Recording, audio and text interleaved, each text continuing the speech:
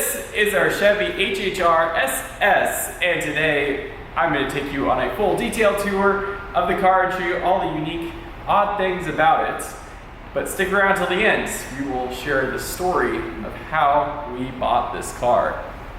I like to call it fugly. It's a combination of ugly and funky mixed together, and I think that accurately describes this car. It was originally designed and styled after the 1949 Chevy Suburban, and it got all of its weird, funky, flared out fenders and kind of bubbled up hood. And check out these rear fenders. These come out probably 3 inches from the side of the car. It's almost reminiscent of a sports car with how much flair this thing has. They're just funky, but they were originally designed after that 49 Chevy Suburban, and it is called HHR to stand for Heritage High Roof. So even though it's called a high roof, it kind of looks like it's a chopped roof compared to the old Chevy Suburban. But the styling on this car is somewhat lost with the passenger version like this one, where you have these back windows. So they did sell in 2009 and 2010 a panel version, so that had no window here, no window here, and those made it look a lot more retro. This one looks a little bit more cartoonish with the windows here, but you know, it really grows on you. I actually like it, weirdly enough. So let's take a quick walk through and show you some of the unique things that the SS specifically has that the standard HHR does not. Really, the SS and the standard HHR should not even be considered remotely the same because they are massively different, other than the base body. So the SS comes with a massive amount of things. It was given to the GM Performance division, and they basically went to town on it and probably spent way too much money. And then, of course, they got bailed out by us, so that was nice when they ran out of money. Anyways, so let's take a look at the front, starting up front here. The SS has a special front bumper, and part of it is that it sticks out further, and the reason for that is because it has an air intercooler behind here. So it's a dedicated air intercooler because it's a turbo motor. So very different, appealing front bumper. It has the front fog lights, which the standard versions did not unless you bought an upper trim level version. Otherwise, the hood, the headlights, pretty much the same between the different models. As you come around the side here, you'll see these wheels. Now these are sweet wheels. You look at them and you say, they're not bad for a factory wheel, but what you don't realize is that they're actually 18-inch wheels, which is pretty impressive for 2008. Second is that they're forged alloy, which means they're really strong and really lightweight, which is crazy for a car, you know, that was sold under $30,000 when it was brand new. The other thing is that the suspension on this car was actually tuned on the Nuremberg circuit in Germany. So this chassis, this front wheel drive chassis, they ran in the Chevy Cobalt as well, and it was setting some of the fastest track times for a front wheel drive car. This one specifically was the fastest lap time because they categorized it, I believe, as some sort of van station wagon, and apparently it was really fast in that category. But it was actually a pretty good lap time at under 9 minutes for that entire course.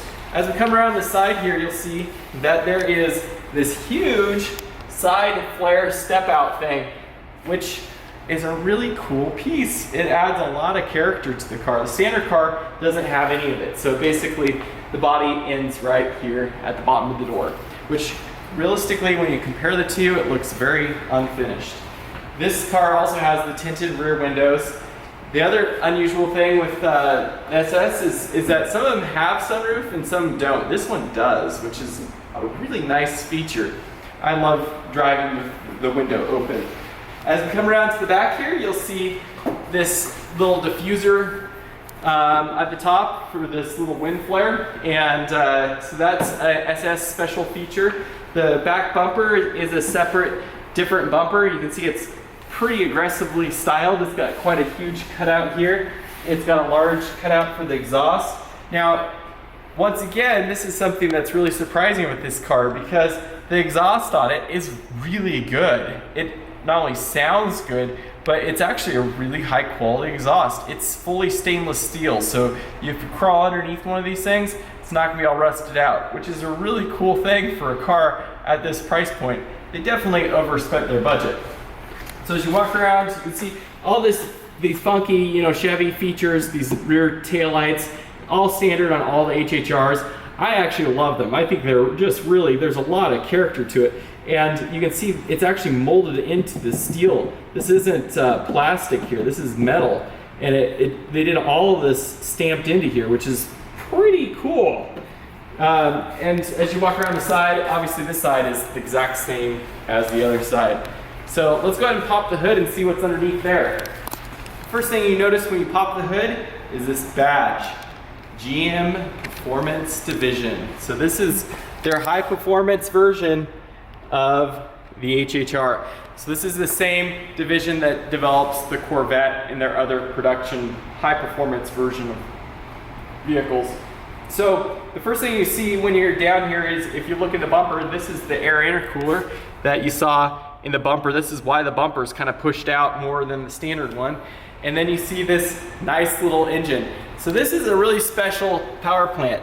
This Ecotech series of motors was used in a ton of different cars, and they were typically not turbocharged. Although in the Chevy Cobalts, they also had a supercharged version of this motor. So this little engine is a 2-liter, and this is impressive. You guys have to pay attention here because this is a 2008, and it was a 2-liter direct injected variable rate turbo motor.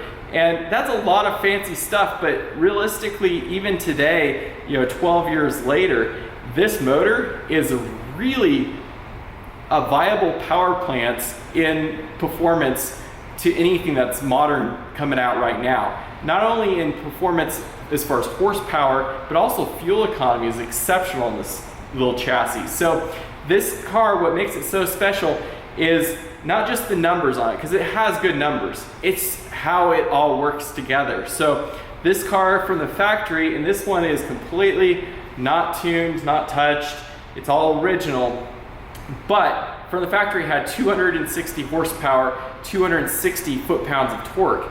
And those are good numbers, and it's a front-wheel drive car. Now, those are good numbers, except for you don't realize how drivable it is. And what makes it so drivable is you get the 260 foot-pounds of torque at 2,000 RPM all the way to redline. And it really doesn't have a drop-off in it. Once you are past 2,000 RPM, it's just a steady climb of power. And you just feel all the way, that push all the way up to the red line. Now, one of the things that is really weird with this car is that from the factory, from GM, even today, you can take it down and have the Stage 1 kit installed from GM, from Chevy. And what that does is that changes this little motor from a nice modest 260 horsepower to 290 horsepower motor that has 315 foot-pounds of torque. So if you really need that extra punch to, you know, get the sleeper up off the line, that will do it. Although I will say we have not found it lacking for power at any point. The other thing that is really special with this car is the fuel mileage for it. They rated the fuel mileage at 21 city, 29 highway. Although since we've owned it, the lowest fuel mileage we've ever gotten on it is 27. And the best is 32. And it averages over the last 15,000 miles have been right at 30 miles to the gallon. So that's exceptional for a performance car like this. Now, you have to note, you do have to run premium fuel in it, so it costs a couple bucks extra at the fill up, but with a 16-gallon tank and 30 miles to the gallon, you can go a long ways. It's really great for highway cruises and just putting down the miles. It's just a joy to drive this car. Now you can see this car, the engine bay is really funky, mostly because of the styling of the body. So you see this is really tapered in here, and the motor, even though it's a tiny motor, is kind of just squashed in there. What I found with it is that it's actually fairly easy to work on. This car, I did a number of maintenance items on it, such as the timing chain and the tensioner and all that fun stuff, around 50,000 miles. Even though it wasn't needed, it's just a preventative maintenance type of deal with it. This car is really easy to work on, sort of. So you basically, if you're getting into a piece to work on it, you have to take off several things to get to there. Otherwise, you're going to be fighting it quite a bit. But I found it to be really a pleasant car to work on from a design standpoint, and I think the engineering on it is really good. The other thing that's funky with it is that it has some pieces that are from all over the place. I mean, some of the stuff was built in Mexico, some of the stuff, for instance, the timing chain tensioner was built in Germany. So it's a German part, which I think is the third revision of the timing chain tensioner, which this one is actually supposed to be good on these cars. So that's the engine. It's a really funky little engine. You can see this is the air cleaner up top here. This is the tube that drops down to the intercooler. It's just a really funky little engine bay. So let's take a look inside here on this car. The inside, this Chevy SS version is really cool. The first thing you'll notice with it is it gets these really neat seats, and they have embroidered on them SS. But it's not just that it's embroidered. These are completely different seats. They have a bunch more side bolstering. They've got this unique microfiber and cloth and a little bit of vinyl around the edges. It's super sporty and super cool considering the price point of this car. The other thing that's super nice with this car is that the seats are more or less flat. They aren't overly bolstered on the sides, so it makes it crazy comfortable to drive. And it sits more like an SUV or a van, so the distance from the seat bottom to the floor is quite a lot more than a typical car. So you sit up higher, and it's less of a legs in front but more of a legs down type position while you drive it, which makes it really nice for long road trips. Now this car, what makes it so special is the 5-speed manual transmission, and I think it's the only way to buy one of these cars. Of course, they're hard to find in a manual, and most of them are kind of beat up, but the manual transmission is fantastic. It's a short throw shifter, so that the distance engagement between gears is just super short and just fun to shift. It's actually a transmission that's used in Saabs, and I've never driven a transmission that is so fun to drive. The clutch pickup is fantastic on it. The short throw, it has a very strange resistance feel with the shift on this car, and it's just so engaging to drive. I can't really describe it. You just have to go drive one. I've never driven another manual like it. It doesn't even matter, sports cars or trucks or any of it. It's fantastic, and it's completely factory stock with the short throw shifter, and it's just the most fun to drive. The steering wheel is a special steering wheel. It's got the SS badging. It's leather wrapped, which is kind of fun. And then over here you'll see the boost gauge. So this is for the turbo, and it shows you where the turbo's at as far as vacuum and boost, and so you can monitor that. It's kind of fun to watch it pop up there. Factory boost on it is around 15 psi. And then up here we have a sunroof. So this was an option if you got an upper level trim HHR. In the dash there is a storage cubby, which we have full of lots of fun stuff, but today with modern uses it works really well for a cell phone to sit up there and you can run navigation on it. Probably the biggest downside to this car is the plastics, and it's just kind of cheap plastic. I think the door panels and the dash are probably the most disappointing part of this car. It kind of shows you that it is a car that's less than $30,000, but it's still really good. And realistically, if you're driving the car, you're looking out the hood, you're probably going to be smiling the whole time. And we find that don't really pay attention much to the cheaper plastics in here. Surprisingly though, even though they are kind of hard plastic and whatnot, is that it actually is pretty well made. So Even though this car's 12 years old, it doesn't have a lot of noises as you're driving down the road with plastics popping and cracking and making weird squeaky noises, anything like that. It's actually really quiet, and it makes it really fun to drive this car, because you're not thinking the whole time I'm driving a cheap car. You're thinking this car is a blast and it should be a lot different than what it is, but it's this funky little car. So this car also has a button here that changes several different modes on the car. So the first thing it does is it changes the traction control. So the traction control turns off, and then it, which I guess we have to have running, but then it also has, get this, a launch control. It has launch control on a 2008 HHR. I mean, this is ridiculous. So basically, to engage launch control, you push it on there, you hold down the brake, you push the clutch in, and then you let off the brake, and you basically just floor it, and it holds the RPMs right at 4,000 RPM, and then you just clutch dump it and go. It also has this feature called no lift shifting. So it means that if you're trying to get maximum performance while you're accelerating, you can leave the accelerator pedal mashed down and shift through the gears, and it basically will keep the RPMs at the appropriate level, not spike them out. So you can essentially accelerate quicker on this car. The other thing it has is a competition mode on the selection there, which I guess you'd use if you're on a track. I don't know if it just changes the throttle position, but it's supposed to give you more performance. So otherwise on the inside, we've got standard cruise control. It's got auto headlights. It's got intermittent wipers.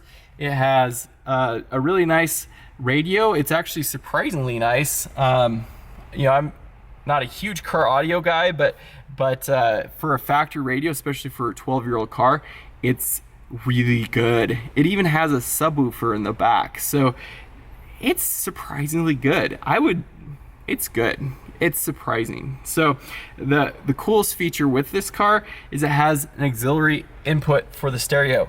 So that means you can plug in your cell phone or whatever other music player you want to it, and you can have it be a more modern thing and not replace the radio, because I like factory radios. I think they look nice and they fit in the dash well.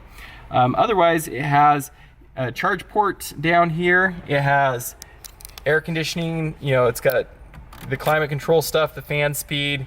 You got the rear windshield wiper, and there's a couple storage cubbies. You got a couple cup holders and a little change purse thingy here.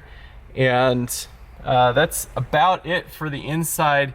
This mirror is an auto dimming mirror. It also has OnStar to it, so you can call for help, but I believe you have to have the service for that, which we have not paid for. So kind of a fun thing. It also shows the bearing. If you're going north-south or whatnot, it'll show you where you're going. So the inside door panels have these funky handles here that are kind of chrome plastic, kind of fun, kind of unique. It's got the door lock and your standard window controls over there. It's got remote keyless entry, of course. And let's take a look at the back now. Okay, so in the back seat, you can see that the seat is set for me, which is about a 6 foot tall person to drive. And you can see in the back seat, it's actually pretty nice. I mean, my knees have some room between the seat here. It's a really comfortable spot and surprisingly good for such a small car. And it's a nice little spot to be. So the key with this car though isn't the back seat passenger compartment space. It's the cargo space. So let's show you a few of the things that make this car extra special and why we originally bought it. So the first thing is that the seat folds flat. So it's a split fold seat design, and you can pop off the headrest here, and you can see as you move the seat down, the seat bottom actually pivots down and forward. So it creates this flat seating area here, or cargo area. So this side is the exact same thing, and you can fold that flat. Now the first thing you notice with it is it's hard plastic. How awesome is that? Because this was originally supposed to be a utility wagon. So it was supposed to be used by people in the world of delivery services and just utility. So the cargo version of it didn't even have a rear seat, but the ones that had the rear seat like this one, it's designed to carry stuff, which is brilliant. So you got these fold flat seats with hard plastic, but then there's more. This seat has a trick. This front seat folds completely flat. So you end up with a massive cargo area here from the back tailgate all the way up to the front. And we've used this thing to haul pipes from Home Depot. We've hauled 2x4s, and you can haul around a 9-foot long item in here from the dash all the way to the back tailgate with this front seat folded down. The nice thing with it is that if you did have something long in here, you can also have another passenger, so you can fold up just this one side and carry something really long in here. I mean, you can carry ladders in here, you can carry almost anything. It's a really unique car in that regard. Now let's take a look at the rear cargo area. The rear cargo area has a factory optional cargo net just to kind of hold in your gear while you're traveling around.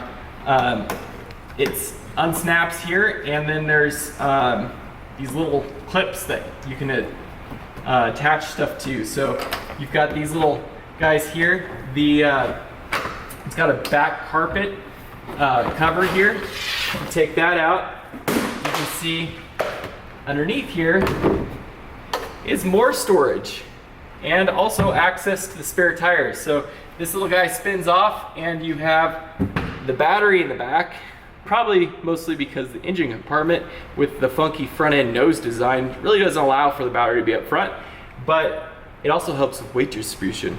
This car is only 3,200 pounds, so even though it's kind of a utility wagon, it's actually pretty light for what it is. So you've got the battery in the back, underneath this with the spare tire. You've got this funky storage compartment that when you fold it down, you've got this flat area front to back, including the front seat here. This also comes out and you can move it. So you can create a upper shelf. So with the upper shelf, you have kind of another kind of a visibility block, but it kind of retains your cargo, and you can have this stuff stored underneath this thing. So then you can also have the little net set up, and that'll help hold everything in. You can see there's little tie down hooks here and on the side walls here. And one other feature the lid has back here is that it actually has a track, so you can slide it forward, and you can actually put it up like that as well. So yet another position that you could have it depending on what you're carrying, what you're storing in this thing.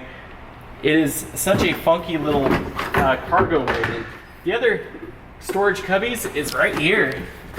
2 more storage cubbies. And then you can see back here is the subwoofer. And this is a Pioneer speaker system that's really good. There's also 2 more tie down points up here. And then on the back door here, one of the things that's kind of unique with it is it has a little removable panel right here. So if you were to get trapped inside, you can pop this out, and there's a manual release for the tailgate. And the thing that most people don't realize with the tailgate is that it's actually a electronic release tailgate. So the lever to push to pop the tailgate is actually an electronic release for it. And that's what opens the rear tailgate on this car. So that's the full interior tour. We're gonna take it out on the road and also share the story of how we bought this and why we bought this. Start the car up here and take it for a little drive. So being a manual transmission makes a lot of fun. This car has a lockout feature for the reverse gear in the shifter. So if you look down here at the shifter, it has a little collar that you pull up on in order to get it into reverse. So you pull up on the little collar, and it lets you drop in, otherwise it blocks out reverse gear. You can see how short the shifter throw is on this car, and it's a completely factory shifter, so it's a factory short shifter on this car, and it's a lot of fun. So let's go ahead and take it out on the road here. Oop, I guess we need to go this way. Go the wrong way here on the one way. All right, so one of the things that is really engaging with it is just the overall feel of the car. So the steering is really tight on the car. It's rack and pinion steering, of course, but it's got a fairly quick steering ratio, so it gives it a bit of a sporty feel for a little station wagon that it is. And the suspension is very good, so you know, cornering and driving on interesting you know, mountain roads and stuff really is engaging. It's enough where it'll put a smile on your face. It's just fun and engaging. So the transmission is also fantastic. It's such a joy to shift and drive. It shifts through all the gears really well. There's no grinding or noise or any sort of funky business with it. And one of the cool things with this car is that it has the ability to show fuel mileage. So on the little archaic 2008 computer on the dash here, you can select the info button and cycle through a bunch of different settings here on the dash, and one of them is your instant fuel mileage. So you can see your fuel mileage as you go, and you can also see your average fuel mileage, which is kind of handy. So between that and the boost gauge, you can kind of see how much load you're putting on the engine and what your fuel efficiency is. Pretty good for 2008. And it also has some additional information on it. It has an exterior temperature gauge, so it tells you the temperature, it tells you the tire pressure, and that it has a actual coolant temperature, so you can see the exact coolant temperature of the engine down to the degree. And then it also shows you the oil life. So if you choose to change your oil based on its oil life indicator, which I would not recommend, you can follow that. It also shows the fuel range to empty and the average speed, so it's pretty nice. It should be noted that this car has almost 5,000 miles on the current oil change, and the oil life indicator is saying 69% oil life. 69%, I mean, goodness, probably drive it 15,000 miles before an oil change. I don't think that's a good idea, so we change it every 5,000 regardless with synthetic Mobil 1. Push this button once, it says traction control off. Push it again, it goes into competitive mode and launch control. And so the competitive mode launch control, when that's on, you basically have your foot on the brake, clutch in, and you can floor it. And it holds the revs right at 4,000 RPM, and then you can, you know, clutch dump it. We don't really like doing that because I don't think it's very good for the car, but it does have that feature, and it's pretty good. But we'll go ahead and run it up here. So one of the things that's really surprising, this is at full boost here, and one of the things that's really surprising with this car is that it really doesn't have issues with torque steer. So we'll go ahead and stop again and run it up. But I've never had a car with over 200 horsepower that didn't torque steer really bad. But I'll show you. This is wide open, 6,000 RPM. I mean, you can see there's no pulling at all. So it accelerates really good. It's hard to drive it and not smile, other than being serious not to miss your gear shifts, and that's about it, because it's pretty good. So the boost comes on really really early on, right around 2,000 RPM. So even just driving around town, you don't feel like you're driving a turbo car. It just feels like a normal car. On rare occursion, you know, if you're driving, sometimes you can get it so it's deaccelerating, then you're trying to accelerate, and you'll kind of get between the boost. But it's, for the most part, it drives as if it's not a turbo car. It just has a lot of really good usable power. And most of the time, you can have fun driving it just normally. Right between 2,000 and 3,000 RPM, it's great. If you run it up past then, it gives it even more performance. So it's unusual in that way, because most cars, when you drive them moderately, they're just not much fun to drive. This one is great all the time. You can see the tracking is super good on it. We're on a kind of a 2-lane mountain road, but the steering wheel, you know, stays straight and true, and brakes are really good on it. Now, it should be noted that these cars actually have a Brembo front brake option, so you can bolt on Brembo brakes with GM part numbers on this car. So if you want to take it to the track or do some performance style driving on the regular, you know, throw those brakes on and you'll have a great time. It also has a optional front limited slip differential, which it was only available, I believe, on the 09 and 10 version, but you can add them on these 08s if you ever chose to want to. I don't think it's needed. The traction control does a really great job, and it really doesn't have a problem with holding power down. I guess if you tuned it up higher, you might, you know, need to have that additional traction or whatnot.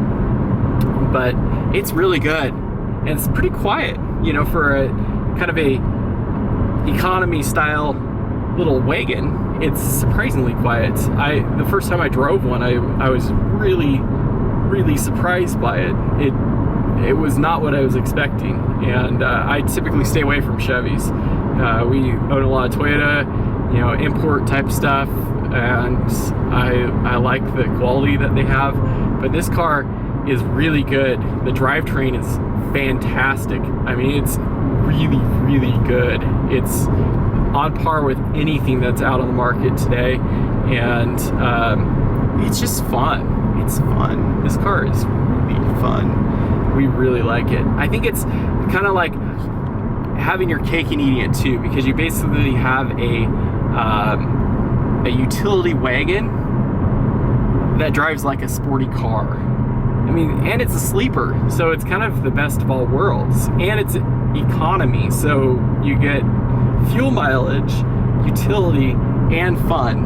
I haven't found a single vehicle ever that offers everything this car has in that regard, and certainly not for anywhere near the price point of these cars. So it's pretty fun. We'll tell you the story of how we ended up buying this car. We bought this car after an elaborate search of the entire auto world of known universe.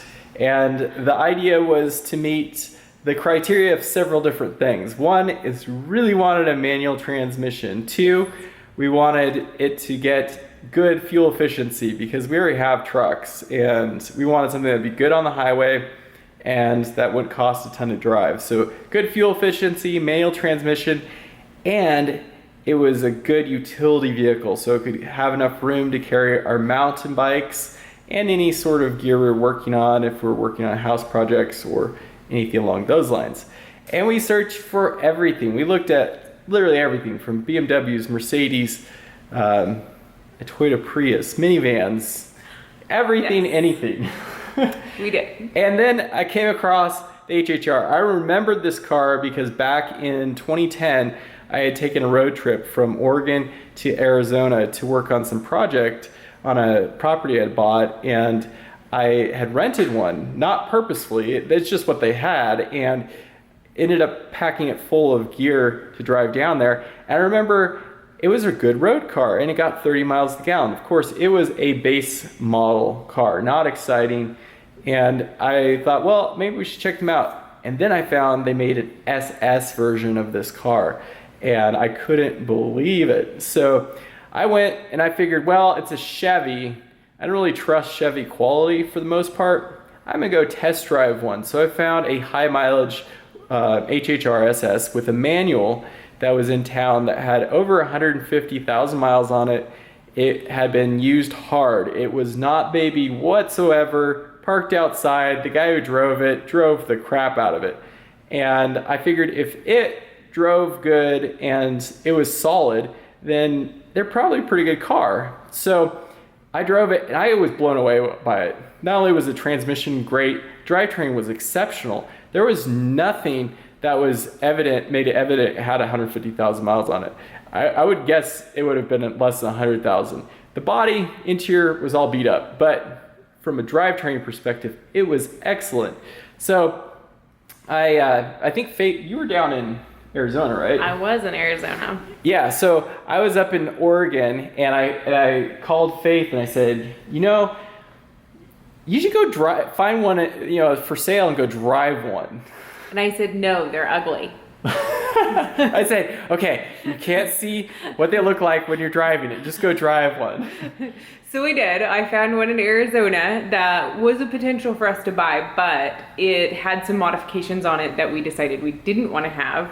Yeah. And so I went and test drove it, and it was actually a blast. It was so much fun to drive that I told him that if we could find a clean, not modified one, I would be happy with the car. So yeah, so I started looking all over the entire country. I didn't really care where it was located, except for I did not want to be anywhere near anything that had rust. So it does limit out a lot of different states. And I wanted something that was super clean, super low mileage. And we found this car, which we have affectionately named Sherby because it's orange and reminded us of Sherbert. So we call it Sherby, has the front name plate on it as well. And so we found this car in California, and it was not inexpensive, especially for the year and all that, but it was a one owner. yeah, and had very, very low mileage. Yeah, it was in the 40,000 mile range, I think low 40, 44, 45, somewhere in there. And so I said, well, listen, I'm going to be driving from Oregon down to Arizona, and I want to come take a look at it when I'm driving through. So the guy, kind of arranged to meet him and took a look at it, and I was pretty surprised by it. It was, so the son, it's kind of an interesting story. The son is living with his mom. He's in his 50s or so, and they love cars. They have some of the coolest cars, and he bought this car brand new off the showroom floor for his mom, who was 70 years old at the time. And they took this car out on a test drive with the sales guy in there. And apparently, one of their criteria of testing is to see, how it goes, as far as give it the onions and see what it does. And so she was driving it and took it up over 100 miles an hour on the on-ramp on the freeway. And it seriously freaked the sales guy out. He demanded to be taken back to the dealership, and they dropped him off, and he wouldn't have anything to do with them. They ended up, of course, buying the car, and it was a pretty funny story because, this lady was 7 years old at the time, and it's a manual transmission. She loves manuals. She finally gave them up at, 80? 80, yeah. So when we bought the car for 80 her. years old when we got the car. And we call her race car grandma because of the story of when she bought it. And she's just this little gal. Maybe we'll show a picture of her. But we said we had to get a picture of her with Faith, taking over her little car. And so it only had her in the car for the most part, had seat covers on it. It was flawless. Very well taken care of. Really good shape and super low mileage. And so it was kind of a unusual find because most of these cars are used more as what they are, economy style cars, and initially there were very few enthusiasts that actually own them, and even today most of them that you see out there are more or less owned by kids and stuff like that use them like it's a cheap performance car, and they kind of rag them out and modify them and all that. This car completely not modified, which was really nice, and it still completely not modified, all original stuff on this car, and it's a lot of fun. It is a lot of fun. You beat people off the line constantly because they seriously underestimate the power in the car, and I love it because everyone goes behind the other car when we're at a stoplight and I blow them off the line. It's a lot of fun. Yeah,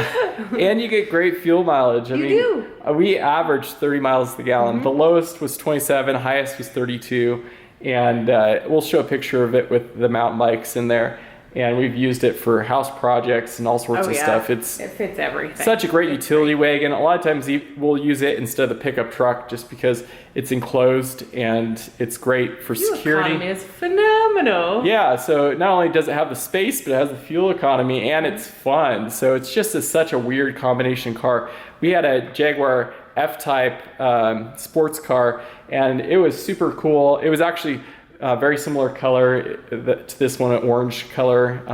Orange is one of our favorite colors now. Yeah, so this car kind of changed our opinion of color orange. We absolutely love it. It's this car is a burnt orange, which is so cool. It makes it more retro looking than a lot of the different colors.